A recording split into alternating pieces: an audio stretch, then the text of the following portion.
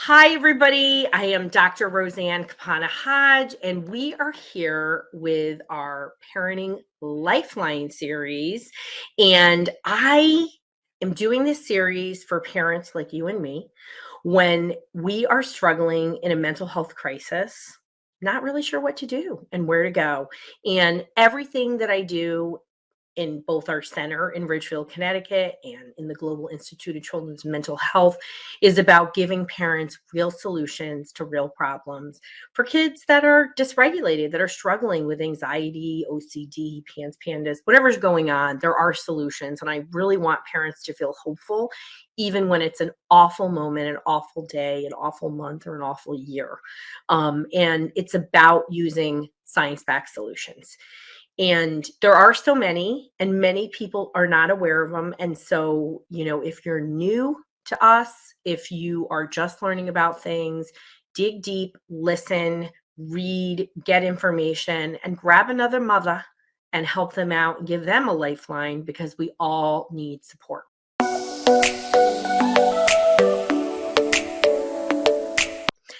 So, this is about what is this? Is this your child has a diagnosis or 3 or 4 or 5, or you don't know what's going on, but they're oppositional, they're difficult to manage, they are pretty much externalizers, most of them, or maybe they are shut down. And when you have a kid where their behaviors are big and extreme and they're sensitive, it's really hard to manage. And that is what we are doing here in this group, in our National Parenting Solutions group. It's about talking about solutions for parents, when their kids are really struggling and you may have tried a lot of things. And I am glad you're here in this group. And, we're using this as a resource in many ways. And in my podcast, It's Going to Be Okay, we're going to continue these conversations. So whether you're here in our group, you're listening to the podcast, or wherever you are, this is exactly where you need to be. So let's dive in. Let's talk about what is going on when you're angry, you're anxious, you're super dysregulated kid. When the brain is dysregulated, behavior is dysregulated. That is it. Okay. And why does the brain get dysregulated, right? A lot of reasons. And your kid may have, as I like to call the shopping cart diagnosis. I remember, gosh, it was pre-kids. You know how when you have kids, you measure everything. Well, was it between this birth or that birth? So it was pre-max in my house. I remember sitting down with a physician, and her kid, she said, was a multiplex. And I said, "What's a multiplex?"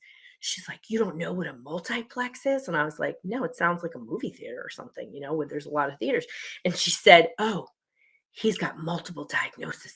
They don't know what it is." Well, I can tell you exactly what he has now, because 20 something years ago they didn't have it. He's definitely a PANS kid. He was having all these behaviors that flared during times of illness and things like that. So many kids have multiple diagnoses, and guess what? They might all be wrong. They might all be right. It doesn't matter. Let's get down to what is the root cause of their behavior, right? So when your kid is, angry, punching holes in the wall, school refusal, make sure you're listening or watching to my episode on school refusal, because that's really important. When that becomes the tipping point for a lot of people. Like, you're kind of duct taping them together until the school refusal happens. Right before I got on, right now, I got a text from one of my moms because their kid's school refusing, right? So it's a crisis. It's big. I'm not saying it's not big, but what's behind it? What's the root cause of that behavior? And so you don't need a clinical diagnosis for the root cause of their behavior. I'm going to tell you, it's pretty darn amazing. When I do QEEG brain maps, I do brain checks if people can't work with me in person. A lot of people fly out, get a Q, and leave. And it just answers the questions, like, what's going on in their brain? Is this ADD? What's the shopping cart diagnosis? Is it true or is it not? Is there 7 diagnoses? And then we can kind of get there. But root cause of their behavior is different. And it all starts with, is what you're seeing typical or atypical behavior, right? I know that sounds like a really basic question, but I promise you, this is an important question. I recently, am working with a really dysregulated kid for a variety of reasons, and they called me very concerned, right? And we have this like amazing center where we only work with a few people at a time, and you get a whole, as I call it, the brain trust. You don't just get Dr. Rowe, you get this team, and that means you have a lot of access, and we're there, and we can help you in a crisis, and it's pretty awesome. But we only can do that for a small amount of people, which is why I'm here really trying to educate people. So this child was prone to dysregulated behaviors, right? What does that mean? School refusal, cutting, anxiety, depression, a bunch of just different things all sort of at the same time. Not that unusual in the world, and probably for people that are listening or watching. And what I said was, I knew the answer. What they were doing was actually typical behavior, because there had been a grief issue that had come up. Their behavior was typical depression around a loss. So let's just answer that question right out of the gate. Is what you're seeing, and you might not know, but you got to be a parent detective, okay? Super important. Be a parent detective. You have this power. We're going to give you the tools, okay? So try to pull yourself out of those emotions. Take a look at what is going on, right?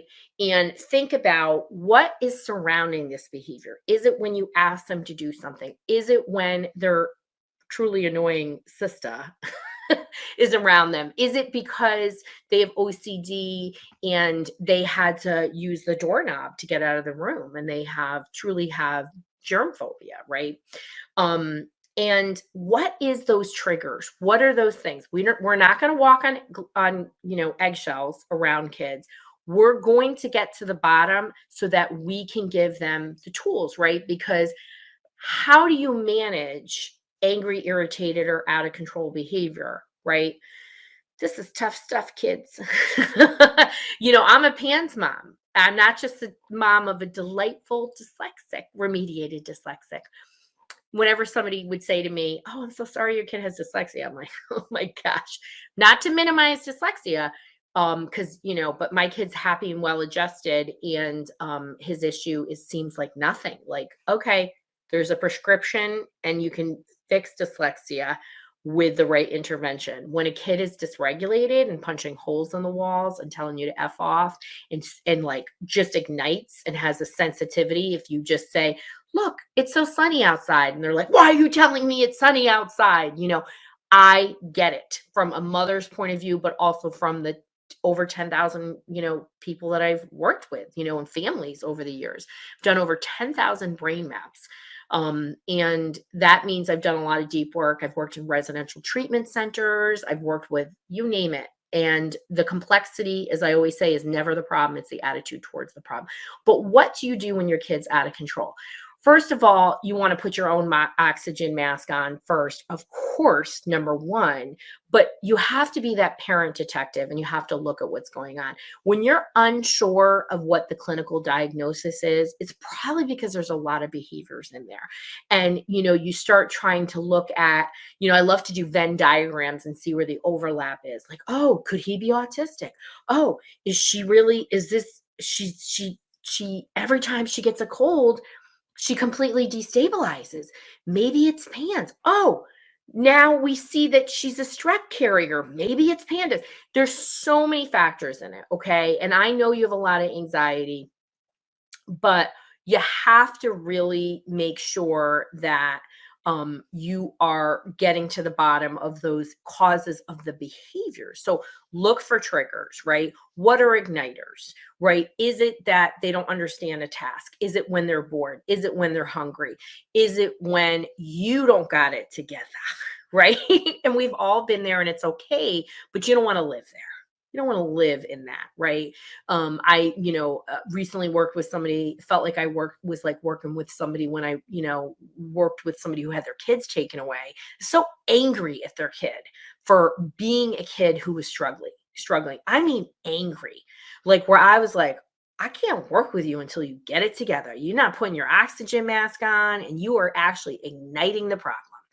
And that was a hard conversation. Thankfully, these things do not happen that often. We have moments of that, but you can't live there. So I think one of the biggest things that I see when you're talking about these kids with shopping cart diagnosis and all these other things is how can you get caregivers and partners on the same page, right? So when your kid is so dysregulated that you're not even sure what it is, you need like a tag team member on the wrestling team, okay? I don't care who that is. You need to find a tag team. Maybe it's your bestie. Maybe it's another mother in the same thing that you're meeting in this group. You need people that can help you, that you can be a sounding board, not your therapist, but a sounding board. Like, did he just clean up without asking? How can I replicate that? Like also to talk about the positives.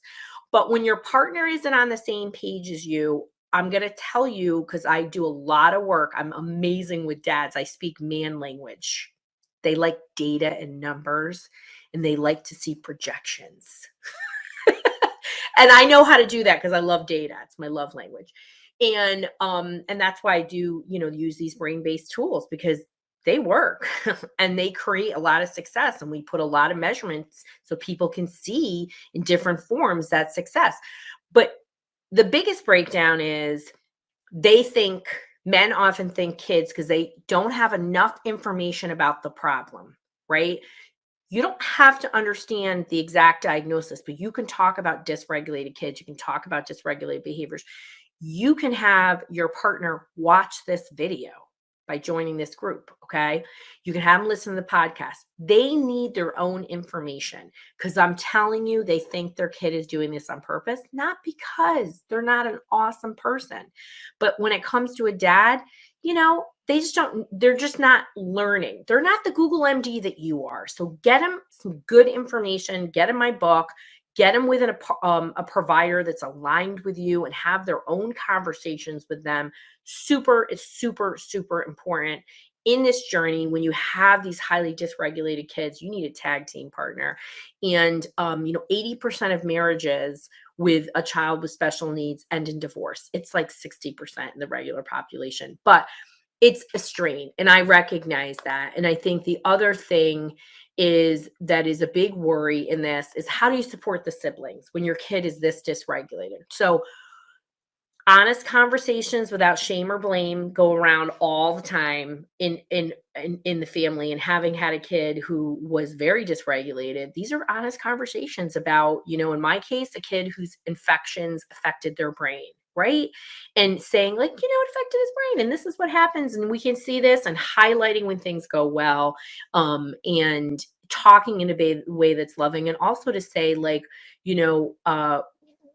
how do you think about X, Y, and Z? Where are places you feel safe? I'm going to tell you that since I've been doing this for 30 years, the families that have loving communication with acceptance around this, the siblings not only do well, God, they're special human beings. They turn out to be like the most exceptional kids. We have to take a systems approach. When one person goes down in a family, the family goes down. And even if that kid, just a complete chaos around that child, we have to try to do as much as we can to stabilize the family, right? And I think, the question that I always get is, I need help, and where can I find it, right? I don't have an easy answer for you. I know people come to me. I know people, apply.